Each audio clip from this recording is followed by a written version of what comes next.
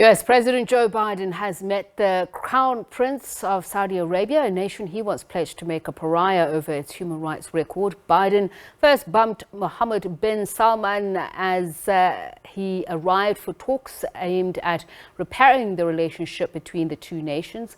Bumped fists, that is. The president has been criticized over the trip after the murder of journalist Jamal Khashoggi by Saudi state agents. Meanwhile, Palestine President Mahmoud Abbas says there is a narrowing window for the two-state resolution to resolving the Israeli-Palestinian conflict. He met with the U.S. President Joe Biden in the occupied West Bank earlier this week.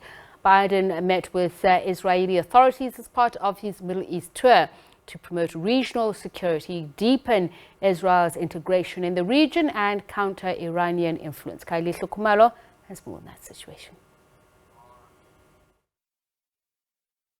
An incredibly important day in the occupied West Bank as the U.S. President Joe Biden has been warmly received by Palestinian President Mahmoud Abbas.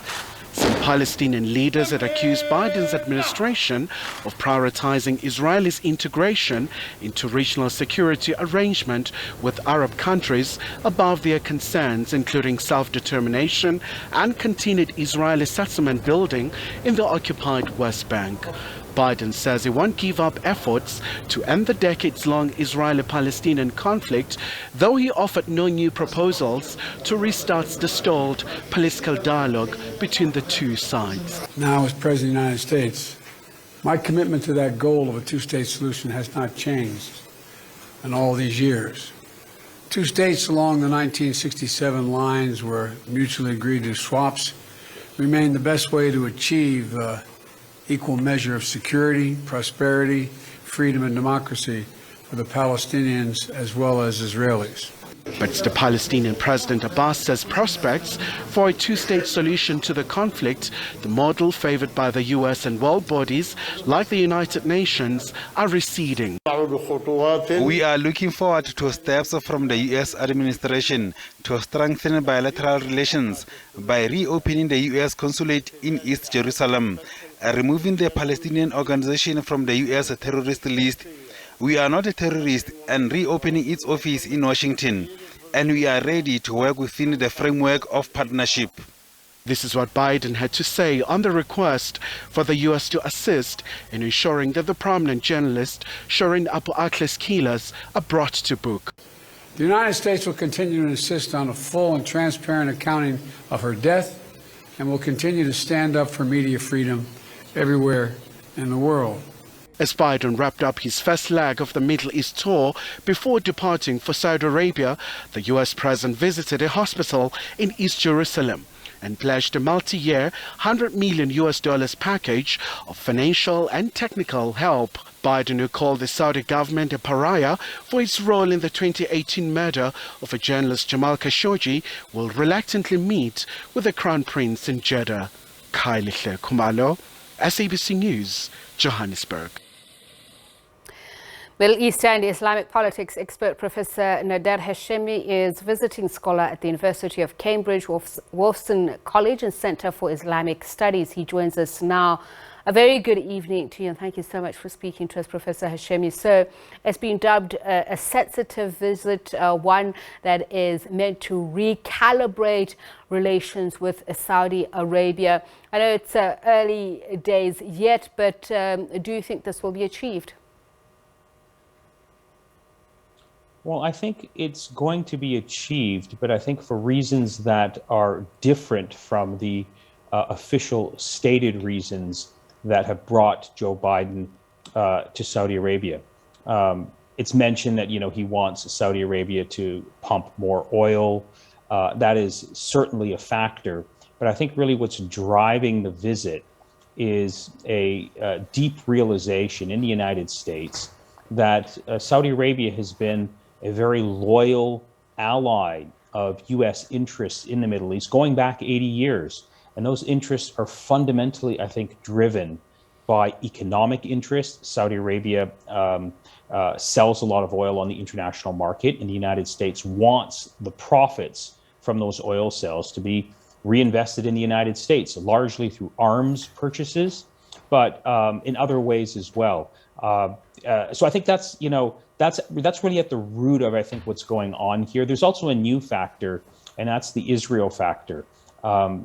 Israel and various Arab dictatorships have now struck an open alliance. These are two allies of the United States, and Joe Biden is there to cement that new and emerging alliance that is taking shape. But of course, it's taking shape at the expense of the national and human rights of the Palestinians. And we'll get to the issue of human rights, particularly in Saudi Arabia, in just a moment. But the U.S. ambassador to Saudi Arabia has warned against the visit being seen as, I quote, an outdated and reductionist oil for security paradigm. Is that being truthful? Well, I think it is. I mean, oil is always a factor. But as I mentioned, the United States and Saudi Arabia are allied together for reasons that go beyond oil. Prominent American corporations, businesses view Saudi Arabia as a great opportunity to make money. A few years ago, prior to the assassination of Jamal Khashoggi, when the Saudi Crown Prince came to the United States, if you actually look at what happened when he arrived there, he met every important business, political, educational leader in the United States. They were all dying to sort of meet this new Saudi Crown Prince because, there's a lot of powerful economic and political interests that view Saudi Arabia as a great opportunity to make money. So it's more than simply the United States wanting Saudi Arabia to pump more oil to get out of this global oil crisis that's connected to the crisis in Ukraine. It's really about powerful political and economic interests in the United States that have huge influence over American foreign policy, pushing this relationship forward. So I think that's really at the root of what's going on here.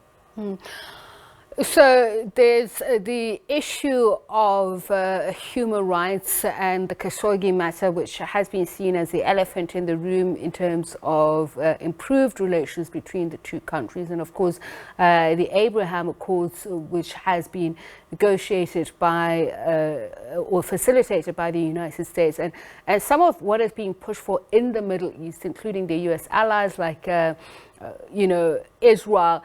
Will that muddy the waters to the extent to which the US president can negotiate or open up relations? Well, human rights is an issue that has embarrassed Joe Biden and his administration, largely because Joe Biden campaigned on a platform of making Saudi Arabia pay a price. He described Saudi Arabia as a pariah. And he refused to meet with the Saudi Crown Prince. That was Joe Biden's position. But as we saw today, he's meeting with the Saudi Crown Prince. But it's important to realize that this question of human rights matters for American public opinion. It matters for human rights activists. It doesn't matter for business interests and political elites in Washington, D.C., who see Saudi Arabia as an important strategic and economic ally. So I think Biden has to sort of walk this tightrope. He has to try and claim that he's going to talk about human rights with Saudi Arabia. But he's really doing that to pacify American public opinion. Public opinion in the United States is very much against a relationship with Saudi Arabia because of Saudi's destructive policies, both internally in terms of its repression within Saudi Arabia, but also the war in Yemen, its exporting of, radical interpretations of Islam. But Joe Biden has to try and sort of, show that he's a human rights president. And of course, this is even a greater challenge today, the human rights question, against the backdrop of the war in Ukraine. Recall the American position in Ukraine that this is a war where democracies are fighting autocracies, where human rights, where war crimes matters, where we have to sort of mobilize, the entire democratic world against authoritarian repressive regimes. Biden says that in Europe, but he goes to the Middle East and does the exact opposite. Embracing autocratic regimes, dictatorial regimes, and in the case of Israel, a regime that's widely viewed by the human rights community as an apartheid regime. So the hypocrisy here is really stunning, and most people can see it. Those people who don't see it have, I think, ideological and economic interests that force them to, ignore the glaring hypocrisy that the rest of us are witnessing at this moment. And I want to talk about that just before he arrived in Saudi Arabia. As we mentioned, he met the leaders in Israel and Palestine. And it's been said a great deal of this trip will be judged also on body language and rhetoric. And as you mentioned, human rights squarely at the center of that. Article 9, for instance, when it looks at the Article 19, rather, when it looks at the death of a journalist that has been directed towards Israeli forces. I mean, there is a lot more than murmurings of bringing about peace and bringing to an end this conflict in the Middle East. As we heard Mahmoud Abbas say, there is some hope of a two-state solution, but some doesn't go far enough for many. No, you're right. There's actually no hope of a two-state solution.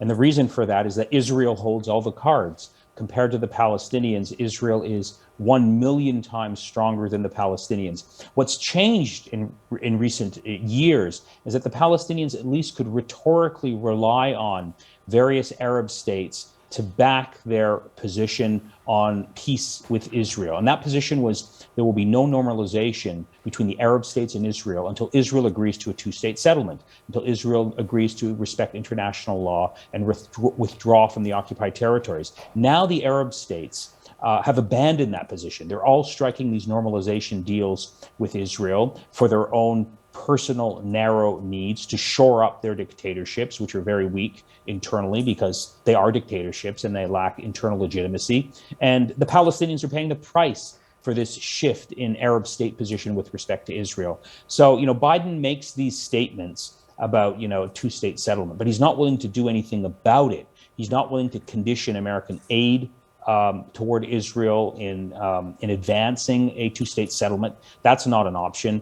And so when you look at what's happening, the Palestinians here are the big losers, largely because their previous allies, these various Arab dictatorships, have effectively thrown them under the bus. And now they are left to themselves. Israel is advancing settlements in the West Bank, and the Palestinians, continue to suffer. And even when a journalist is shot, even when that journalist is an American citizen, there's no justice for that journalist. Joe Biden and the White House basically, were able to sort of encourage Israel to investigate the death of Shireen Abu Akleh, but then effectively it was a whitewash saying that we can't determine who really was guilty in her assassination. So when you look at it, it's a very dark day for those people who believe in human rights and for those people who believe in Palestinian national and human rights.